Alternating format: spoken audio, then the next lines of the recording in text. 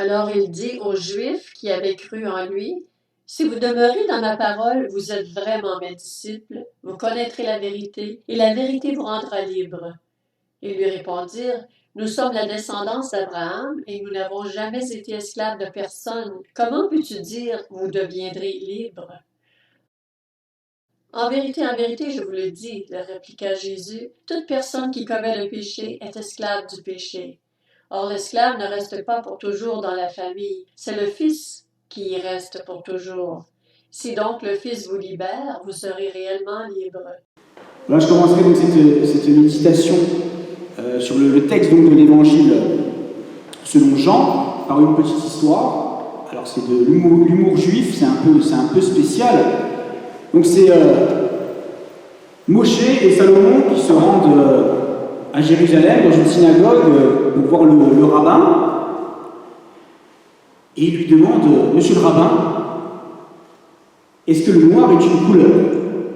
Monsieur le rabbin réfléchit et dit, « Salomon, Moshe, revenez demain et je vous dirai si le noir est une couleur. » Ils reviennent le lendemain matin. « Alors, monsieur le rabbin, est-ce que le noir est une couleur ?» Et le rabbin leur répond, « Oui, le noir est une couleur. » Ils ajoutent, « Et est-ce que le blanc est une couleur ?» Le rabbin réfléchit et dit, « Revenez demain, je vous dirai si le blanc est une couleur. » Il revient le lendemain matin également, et impatient, il lui demande, « Alors, monsieur le rabbin, est-ce que le blanc est une couleur ?» Le rabbin leur répond, « Oui, le blanc est une couleur. » Et là, Salomon dit à Moshe, « Tu vois, Moshe, la télé en noir et blanc que je t'ai vendue, c'est une télé couleur. » Ah, Daniel a compris. Voilà, tout va bien. Voilà, c'est une petite histoire pour vous dire l'importance du sens des mots et le fait que on ne donne pas tous la même signification aux mots, ça change en fonction des personnes. Et dans le texte de l'Évangile selon Jean, eh bien, Jésus fait référence à deux mots deux idées, deux concepts sur lesquels je vais m'arrêter. Le premier, c'est un des plus beaux mots de la Bible. Un des plus beaux. C'est la liberté. Le second, c'est le plus moche de toute la Bible. C'est le péché. Donc, je commence par la liberté. Qu'est-ce que signifie la liberté? Qu'on prenne un vieux dictionnaire, un gros dictionnaire, le petit Robert, ou qu'on regarde sur Wikipédia, on trouve à peu près la même réponse. La liberté, c'est l'absence de contrainte. La liberté, c'est l'absence de contrainte. Et on revient à notre texte. Dans cet épisode, Jésus discute avec des Juifs à qui il dit « Si vous demeurez dans ma parole, vous serez libres. » Et les Juifs sont un peu interloqués. Ils lui disent « Mais nous n'avons jamais été esclaves de personne. Comment peux-tu dire « Vous deviendrez libres » Il leur dit « Nous sommes libres. Pourquoi est-ce que tu voudrais nous libérer ?» Et là, Jésus surenchérit et dit « En vérité, je vous le dis, toute personne qui commet le péché est esclave du péché. » Et on voit que Jésus n'a pas tout à fait la définition de la liberté qu'on trouve dans le dictionnaire, puisqu'il dit finalement que pour accéder à la liberté, il faut accepter la contrainte. La contrainte, c'est de demeurer dans sa parole. Restez dans ma parole et vous serez libres. En même temps, il dit aussi que ne pas être libre signifie qu'on est sous la contrainte, puisqu'il dit vous êtes esclave du péché, vous êtes sous la contrainte du péché, c'est pourquoi vous n'êtes pas libre. Et en réalité, les Juifs avec qui Jésus discute ici et Jésus n'ont pas la même définition de la liberté. Et je crois que la définition qu'on donne à la liberté dépend finalement de ce qui est le plus important pour nous, de ce qui a le plus d'importance pour nous. Je vais prendre un exemple. Et je vais vous poser une question. Vous prenez quelqu'un qui travaille beaucoup, qui a la contrainte de beaucoup travailler, mais qui gagne beaucoup d'argent et du coup qui a la liberté d'accéder à plein de choses et de divertissements. Et puis d'un autre côté, quelqu'un qui n'a pas beaucoup d'argent, donc qui est contraint dans ses achats et ses divertissements, mais qui a beaucoup de temps libre parce qu'il ne travaille pas. À votre avis, qui est le plus libre d'entre les deux? Qui est le plus libre? Le premier ou le deuxième?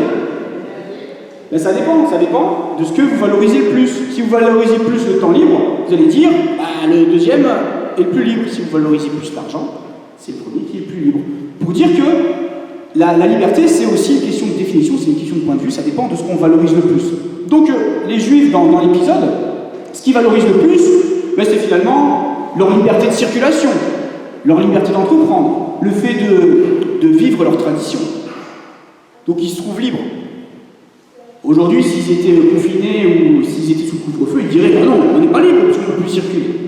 Et Jésus leur dit « Oui, c'est bien sûr important de pouvoir librement circuler, librement entreprendre et de vivre et de pouvoir vivre selon ses traditions.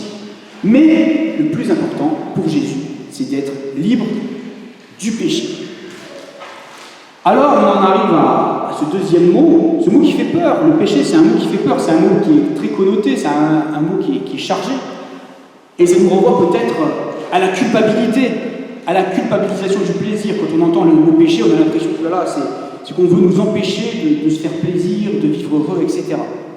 Or, je crois que ce serait mal comprendre ce qu'est le péché dans la Bible, parce que c'est un mot qui est quand même relativement important dans la Bible.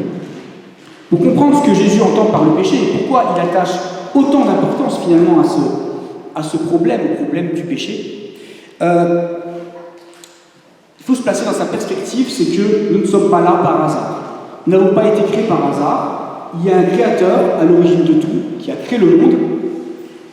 Et Dieu, qui a créé le monde, a également donné une notice qui va avec pour savoir comment se comporter, comment agir, comment profiter quelque part de ce monde.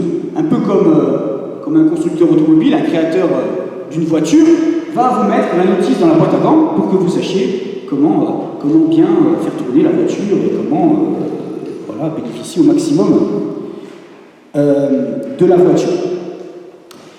Et évidemment, si on ne suit pas la notice de la voiture, si par exemple au lieu de mettre le déodorant, on met les essuie-glaces, si au lieu de mettre l'huile, là où il faut mettre l'huile, on met le liquide de refroidissement, on va avoir des problèmes avec la voiture, on va aller voir le constructeur, on va lui dire « Oh là là, mais ta voiture, elle est un peu toute pourrie. » Voilà. Et on va avoir plein de contraintes avec notre voiture, parce qu'elle ne va pas fonctionner correctement. Et bien, par rapport au péché, c'est un peu la même chose en fait. Le péché, c'est le contraire de la volonté de Dieu. Et donc, le fait de ne pas... le fait de suivre, si vous voulez, le péché, le fait de s'écarter de la volonté de Dieu, conduit forcément à avoir de plus en plus de contraintes lourdes. Donc voilà, ce que Jésus valorise avant tout, c'est la liberté vis-à-vis du péché, parce que le péché conduit à avoir de plus en plus de contraintes et de contraintes lourdes. Et le péché, ça désigne dans la Bible non pas seulement les actes contraires à la volonté de Dieu, mais aussi la puissance qui nous pousse, la force qui nous pousse à ces actes contraires à la volonté de Dieu. Voilà, c'est un peu ce truc qu'on ressent. Voilà, on sait très bien qu'il y a quelque chose qu'on est sur le point de faire, mais qui n'est pas bonne pour nous. Et bien, poussé par le péché, voilà, on va être poussé à le faire. Et bien, c'est ça le péché, c'est un acte, mais c'est aussi la force qui nous pousse à faire cet acte. Alors, chers amis, quelle est finalement la solution par rapport au péché? Quelle est l'alternative au péché? Quelle est finalement la volonté de Dieu? Eh bien, la volonté de Dieu, Jésus la résume par ailleurs. La volonté de Dieu et l'opposé du péché, c'est l'amour. Là aussi, un mot compliqué, plus compliqué qu'il n'y paraît. Jésus dit, pour résumer la volonté de Dieu, tu aimeras le Seigneur ton Dieu de tout ton cœur, de toute ton âme et de toute ta pensée. Et tu aimeras ton prochain comme toi-même. L'amour est donc la volonté de Dieu et c'est l'opposé du péché. Et ce qu'on remarque, c'est que évidemment l'amour, c'est quelque chose de contraignant. Je ne parle pas de l'amour qui serait une émotion changeante, mais l'amour comme engagement, l'amour, le fait de soutenir la personne quoi qu'il arrive, l'amour qui consiste dans le fait d'accepter les défauts de l'autre, l'amour qui consiste à demander pardon, l'amour qui consiste à pardonner, c'est quelque chose forcément de contraignant. Et pourtant, c'est, nous dit Jésus, le chemin de la vraie liberté. Et ce qu'il nous dit finalement, c'est que pour faire l'expérience de cette liberté, pour pratiquer l'amour, eh bien, il faut rester dans sa parole. Il faut écouter la parole du Christ. Il faut être influencé par sa parole. Il faut être finalement influencé par son amour.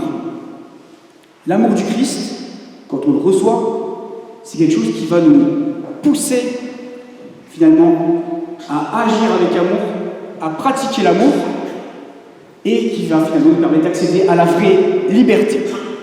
Et justement, l'amour de Dieu, c'est finalement ce que nous allons marquer, ce que nous allons officialiser, l'amour de Dieu, en baptisant Inata.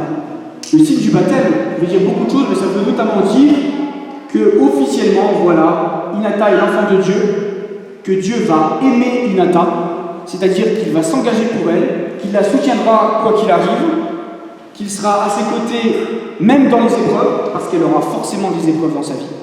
Mais à chaque fois, voilà, Dieu, parce qu'il s'engage pour elle, sera toujours à ses côtés et la libérera de toutes ces contraintes et ces contraintes pesantes.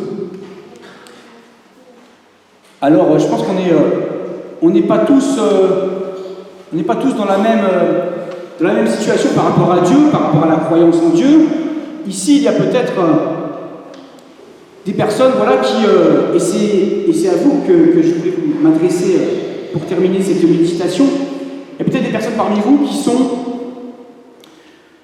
sont sceptiques par rapport à l'existence de Dieu, ou qui doutent du fait qu'on puisse vivre en relation avec Dieu et que ça peut effectivement être quelque chose de bénéfique pour nos existences. Et si vous n'êtes pas totalement fermé quand même à la question, eh bien j'aimerais vous inviter peut-être, vous inviter surtout si vous avez l'impression que votre manière de vivre la liberté vous amène plus de contraintes que de solutions, que votre manière de vivre la liberté vous amène plus d'esclavage et de contraintes que de réels sentiments de liberté. Je vous invite eh bien à opter, à vous contraindre peut-être de lire la Bible, si vous ne le faites pas, de prendre une Bible, de l'ouvrir et de laisser Dieu vous parler à travers la Bible. Ou peut-être de simplement prier Dieu, vous adresser à Dieu simplement, comme on s'adresserait à un ami, comme on s'adresserait à un confident, et à lui vider votre sac. Et je vous invite également peut-être à l'image du Christ qui a dit « Il n'y a pas de plus grand amour que de donner sa vie pour ses amis », et bien dans vos relations à chercher avant tout à servir l'autre plutôt qu'à être servi. C'est en tout cas le chemin de la vraie liberté que nous indique le Christ. Et je terminerai cette méditation avec justement cette parole du Christ que je lis tout de suite. « Venez à moi, vous tous qui êtes fatigués et chargés, et je vous donnerai du repos. Prenez mon joug sur vous et recevez mes instructions, car je suis doux et humble de cœur, et vous trouverez du repos pour vos âmes. Car mon joug est doux, et mon fardeau léger. » Amen.